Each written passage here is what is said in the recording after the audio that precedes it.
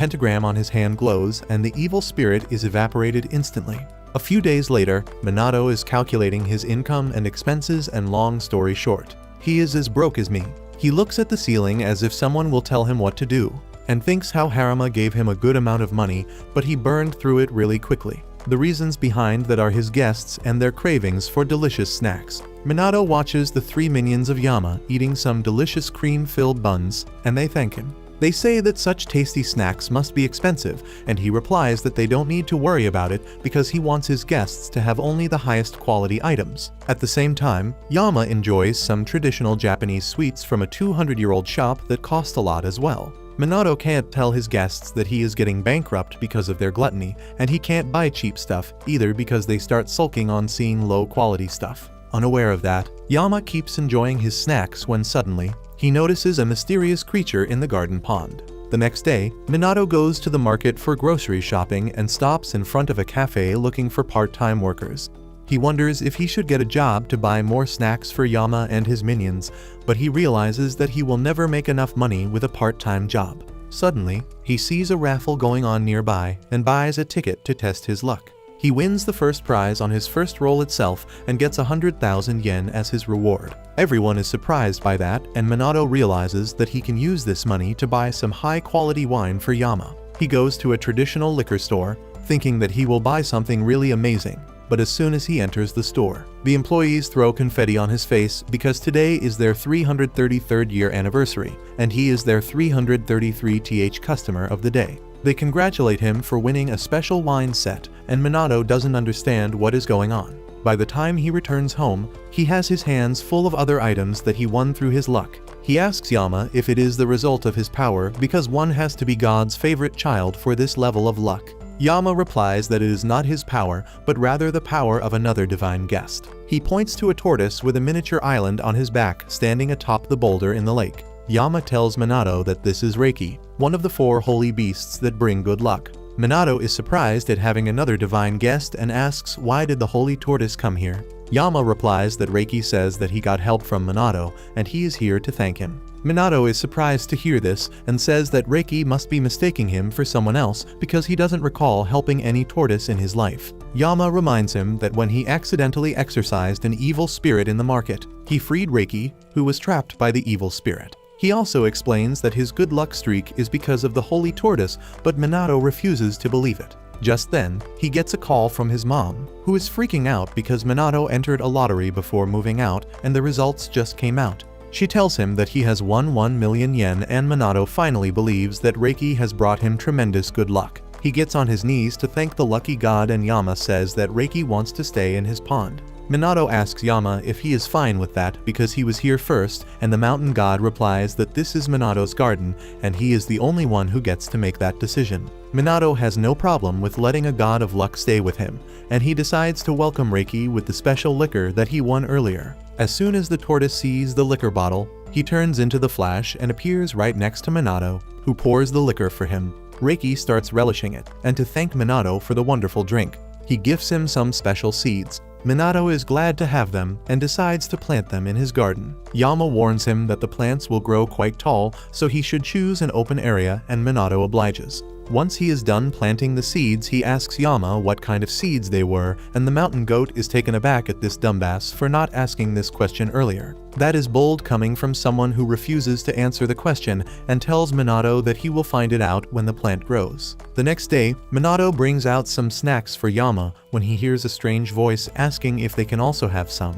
He looks up and finds a purple gnome and a red gnome hanging upside down in front of his door. Minato freaks out on seeing them, but Yama tells him to calm down because these guys are his old friends. He introduces them as Raijin, the god of thunder, and Fujin, the god of wind, and Minato knows all about them because they are famous in Japanese folklore. He asks Yama if these 2 cute goblins are the legendary gods, and he affirms. Minato welcomes them and treats them to some cookies, but then Yama's minions come there and they get angry because those cookies were meant for them. Raijin and Fujin tell them to chill because they are his daddy's friends. Yama asks them why they came here, and they reply that they heard that this place was quite comfortable, so they came here to check and were not disappointed. After that, they see Reiki drinking alcohol, and Minato asks them if they would also like a drink. The two gods gladly take up the offer, and after drinking a few bottles, they are fully satisfied. Fujin decides to thank Minato for the snacks and drinks by letting him use his power. He snaps his fingers and a strong breeze suddenly starts circling Minato.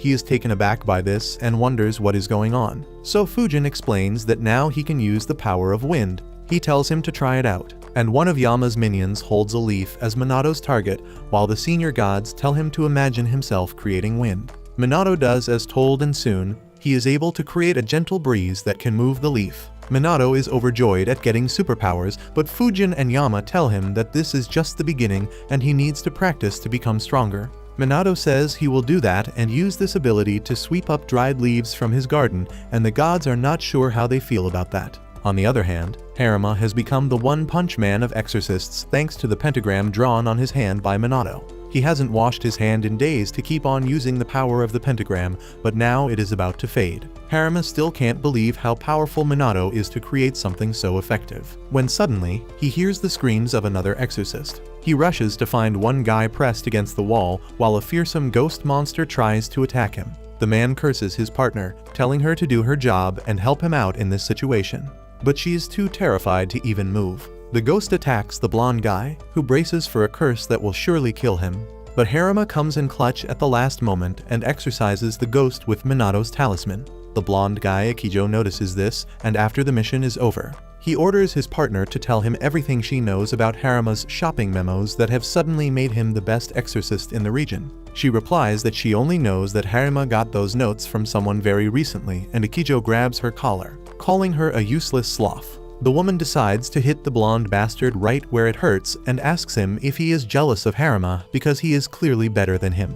This pisses off Akijo, and the woman uses this chance to run away. Akijo is left all alone and he curses Harima, swearing that he will never lose to him, no matter what. Back in Minato's house, a brief rainfall ends and he finds that his garden is completely unaffected by it. Yama tells him that it is obviously because his garden is a sacred ground now and natural phenomenon won't affect it. Minato is impressed to hear that, and then his eyes go towards Reiki, who is staring at a small sapling in the garden. Minato realizes that this is the place where he planted the seed yesterday, and today it has already grown that big. Minato is curious about the tree and Yama tells him that it is the camphor tree, also called Kusunoki tree in Japanese, which is coincidentally Minato's family name. Yama says that this is a sacred tree in this sacred ground, but Minato doesn't know the details about that. All he knows is that trees need nutrition and water to grow, and he immediately gives it some water like a tool, even though it had just rained. The next day, Minato gets some supplies sent over by his mom and Yama asks if he is planning to go on some hikes when he sees a hiking jacket. Minato replies that he wants to climb Yama's mountain and pay respect to him at his dedicated shrine. Yama warns him that it won't be easy to climb his mountain, but Minato has got his gear ready. Yama gets nostalgic thinking about how people regularly came to visit the shrine in the past, but no one comes there anymore.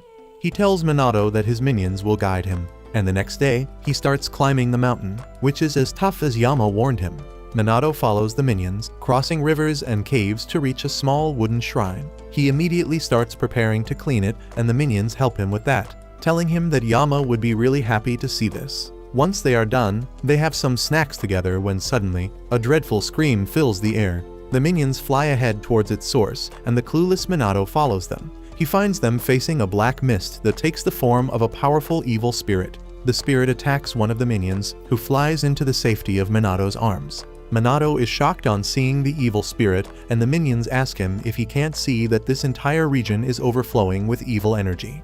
He replies that he is an optimist, so he can only see good things, but if he can see this evil spirit, it must be really strong. The minions start feeling sick of him, and they ask Minato if he has his notepad with him, because that is all they need to win this battle. Minato immediately writes something in his notepad and cautiously approaches the evil spirit, but he is too terrified to face it head-on. Suddenly, he gets an idea and rips out the pages of his notebook and throws them into the air. He then uses Fujin's power to blow the pages towards the evil spirit, and just one of them hits it, which is enough to purify the evil spirit and free the divine being possessed by it. A golden ball falls on the ground and takes the form of a weird creature that Minato can't really figure out. He approaches the mythical creature, asking if it is fine, but the creature is shy and immediately runs away, climbing over a waterfall in an instant. Minato is glad that he could help out someone in need and returns home. The next day, Yama thanks him for cleaning his shrine and Minato replies that it wasn't a big deal. He then asks him about the spirit he saved in the forest and Yama replies that he will learn about them soon enough. Minato then focuses on the camphor tree that seems to have stopped growing, even though it grew really quickly in the past couple days. The minions tell him that sacred trees follow different patterns of growth compared to normal trees, so he shouldn't be worried about it. Just then, Reiki approaches him, and since Minato can't understand tortoise, he turns to Yama, who tells him that he has a guest. Minato goes to his gate and finds a dragon in front of him. He is taken aback, but the dragon seems polite, so he lets him in and learns that it is Oryu, one of the 4 holy beasts like Reiki. Minato is surprised to hear that, and then suddenly, Oryu flies over to the camphor tree and roars loudly, summoning clouds on a clear day. It starts raining, and in a matter of seconds, the camphor sapling turns into a full-fledged tree. Minato is mesmerized by this, and then Oryu asks if he can stay in his pond too. Since Reiki has no problem with a roommate, Minato agrees to this, and then welcomes the dragon with some imported wine. While they are enjoying themselves, Yama reveals that Reiki was possessed by an evil spirit.